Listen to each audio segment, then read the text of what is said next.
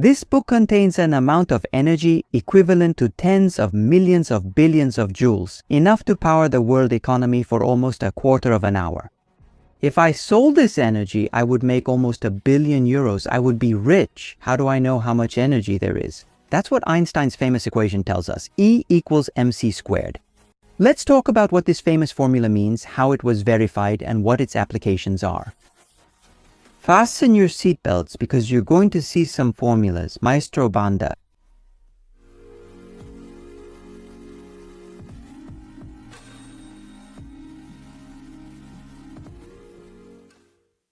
Many discoveries in physics were made in an armchair.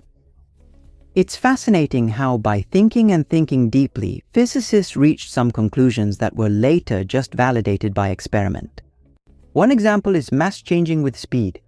The fact that the inertial mass of a body increases with its speed.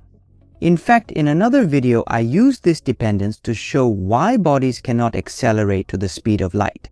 We saw that as the speed of a body approaches the speed of light, its mass tends to infinity, making it impossible to accelerate the body beyond the speed of light. But where does this dependence come from? Here we can intuit it from his formulas for the structure of space-time. Without going into details which can be found in the book Physica Povestita, I want to present to you the basic idea. Here is how a vector is written in space-time. You can see here the 4 coordinates. C, T, T is time, C is the speed of light, and the positions X, Y, and Z. It is a 4-dimensional vector, basically a generalization of the 3-dimensional position vector. The variation of a position vector over time defines a velocity vector. Einstein then generalized the usual 3-dimensional velocity to a 4-dimensional velocity vector in space-time for a clock moving along a world line. Here is the result. You see that the position vector, now 4-dimensional, is differentiated not with respect to time t, but with respect to the proper time of the clock tau, which is related to time t by the gamma factor given by time dilation. Why? Because the proper time tau is physical, it is what you see on the screen, the elapsed time, and that's why it doesn't depend on the inertial reference frame. We say that it is relativistically invariant. The 4-dimensional quantity that is obtained and that we see here will then retain the characteristics of a 4-dimensional vector. In the formula here, I multiplied both the numerator and the denominator by dt, so that on the right side we are left with the velocities vx, vi, and v's, as we usually know them from 3-dimensional space. We see that the gamma factor is in front. In the end, here we also multiplied the numerator by the rest mass m0 of the clock, which is also a relativistic invariant quantity, meaning it is the same in any inertial reference frame. Let's examine the result closely. We see here that m appears instead of m0, m being m0 multiplied by gamma. The quantity m is called the relativistic mass of the body because it depends on speed through gamma. So, what does this relationship tell us? First of all, the momentum of the particle has become m times v and not m0 times v. In other words, m justifies its name as relativistic mass. The mass m of a body, that is the relativistic mass, will then vary with speed according to this relation. Here is Einstein's first prediction. Looking again at the result, in the first term we also see a quantity m times c squared, which has the dimension of energy. This is the second prediction. What is this term m times c squared, which has the unit of energy? This is what Einstein asked himself. To answer, let's go back to relativistic mass. Does the mass of a body really vary with its speed according to this formula? Especially since, as you can see from the formula, the mass of the electron should tend to infinity as its speed approaches the speed of light. The answer is yes. And here is the result of a measurement made by the physicist Alfred Bucherer in 1908 for the motion of an electron. On the horizontal axis is the speed. On the vertical axis, the mass. We can see how, indeed, the mass of the electron increases with speed as its speed approaches the speed of light. Now we can actually see why an electron or any other particle with non-zero rest mass cannot reach the speed of light. Its mass becomes infinite. That's true, no matter how hard we push the electron. In fact, the more energy we pump in to increase the electron's speed, the more its mass will increase, and it will then be harder to accelerate.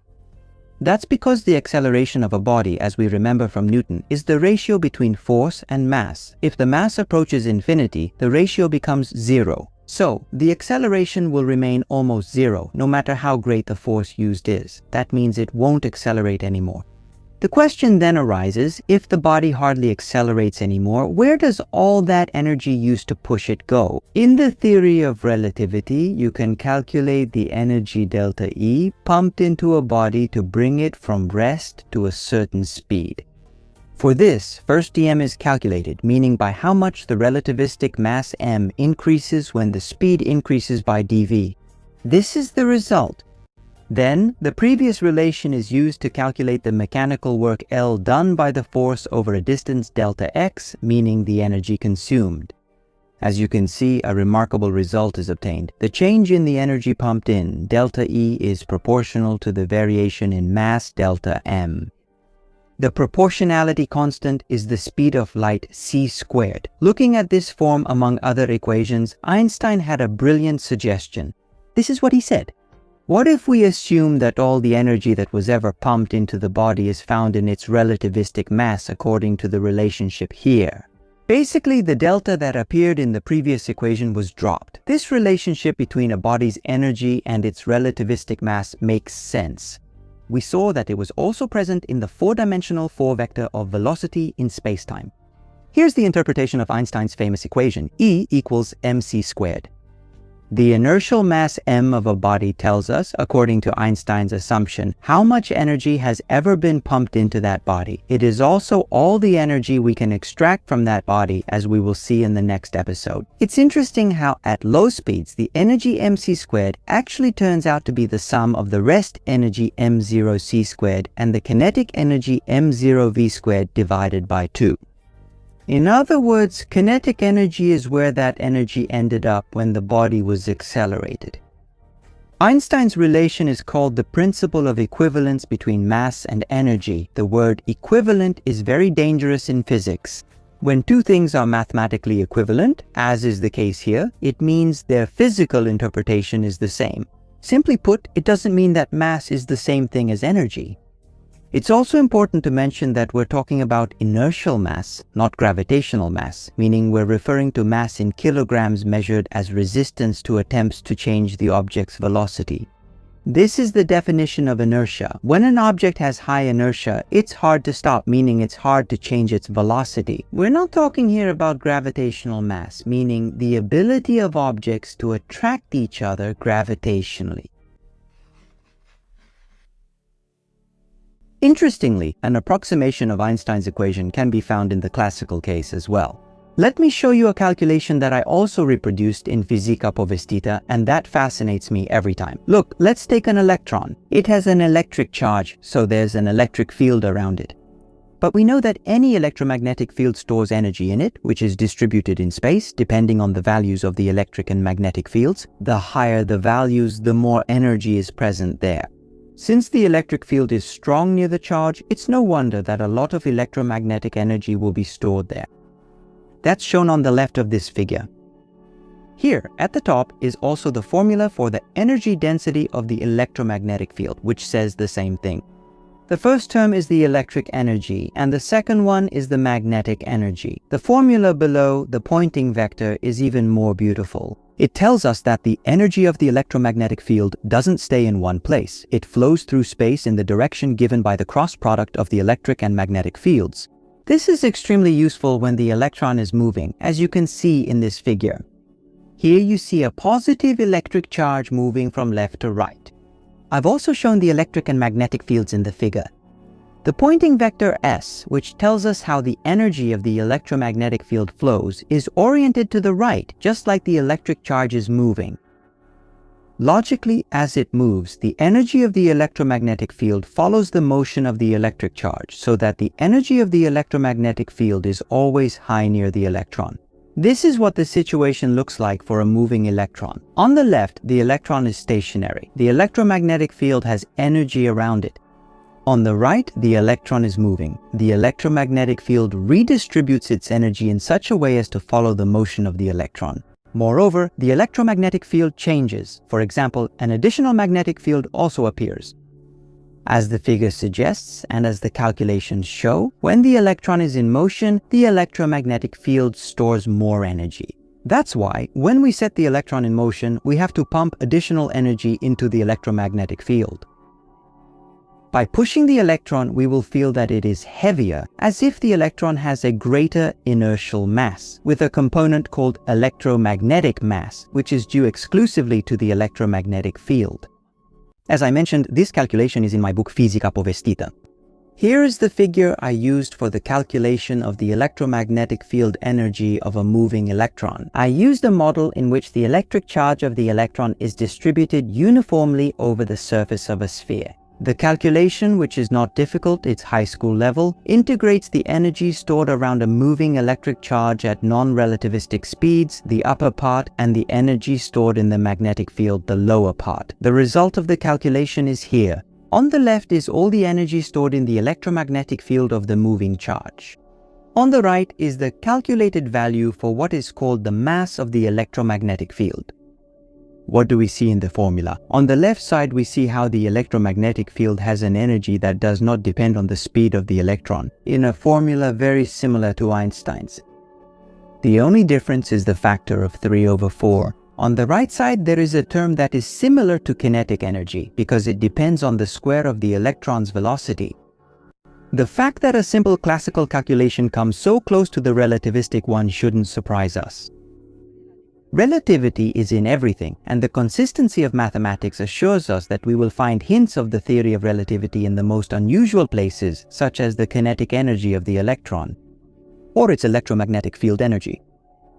Moreover, we don't expect to get an exact result. The model doesn't take into account the energies that arise between the charges distributed on the surface of the sphere. It's just a model, but the result tells us that we can associate a mass, a rest energy, and even a kinetic energy with an electromagnetic field. The observation is crucial because when we push an electron and measure its mass, it actually means we're also measuring the mass of its electromagnetic field. Basically, we can never say what the mass of the electron alone is and what the mass of the electromagnetic field is. We always measure both of them together because we can't separate them like we did, for example, with a snail and its shell. This remains a fundamental problem, even in quantum field theories, where the contribution of the electromagnetic field is taken into account from the very beginning in the mass of the electron. It's just that an accurate calculation always depends on the model used, like in our case. How can we understand Einstein's equation? Here's an example. In the process of fusion, when two components bind to each other, energy is released. We can visualize this by looking at two magnets attracting each other. When they get closer, their kinetic energy increases, and when they collide, the kinetic energy is transformed into thermal energy, which then dissipates. In other words, in the end, the bound components will have less energy because they have lost some of it. However, energy is proportional to mass, as Einstein tells us. It follows from this that when several components come together, they will not only have less energy, but also a total mass that is smaller than the sum of the components. Let's take the case of a nucleus made up of a proton and a neutron that have fused together in that nucleus. The previous relationship then tells us that the mass of the nucleus must be less than the sum of the masses of the protons and neutrons that make it up, if they were weighed separately, because the protons and neutrons lost energy when they fused into the nucleus. A first direct experimental verification of this phenomenon came in 1932 when physicists John Cockcroft and Ernst Walton, both Nobel Prize laureates. In 1951, they managed to show that the mass of the lithium nucleus is indeed smaller than the sum of the protons and neutrons' masses. However, they couldn't measure the energy lost when the nucleus formed, which they should have compared to the mass difference. Only in the last few decades have such experiments been possible, where the lost energy was measured from the radiation emitted during the formation process and was then compared with the mass difference using Einstein's equation. The best experiments suggest an agreement with Einstein's formula of up to 99.9999%. Meanwhile, the equivalence between energy and mass has found direct applications. Some are useful. Nuclear reactors, others are frightening. The atomic bomb. It's no wonder if we think that in a single kilogram there is enough energy to supply humanity for more than an hour. About how much energy is actually in matter, and especially how it can be extracted without resorting to antimatter, we will talk next time. Until then, please subscribe if you haven't already by clicking this subscribe button right now. I thank those who support us on Patreon and here by becoming channel members. As I mentioned, channel members can watch videos without ads. I am Christian Presura, you are cool, and I wish you all the best. Goodbye.